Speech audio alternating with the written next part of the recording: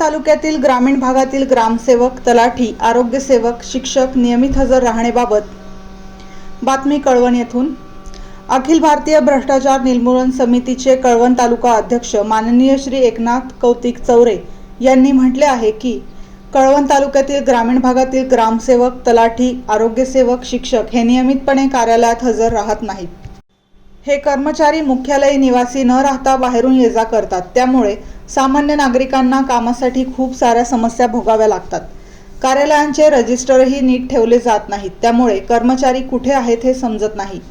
यामुळे ग्रामीण भागाच्या विकासावर वाईट परिणाम होत आहे आणि आर्थिक व्यवहारात अनियमितता दिसत आहे। 1 महिन्याच्या आत ग्रामसेवक, तलाठी, आरोग्यसेवक, शिक्षक यांना मुख्यालयी निवास राहण्यास भाग पाडावे आणि त्यांना कार्यालयीन वेळेत पूर्णवेळ कामकाज करावे अशी व्यवस्था करावी। जर 1 महिन्यात योग्य निर्णय न घेतल्यास 10 ऑगस्ट 2026 रोजी अधिकाऱ्यांच्या मनमानी कारभाराविरोधात संपूर्ण आंदोलनात्मक मोर्चा काढण्यात येईल अशी लेखी नोटीस दिली आहे।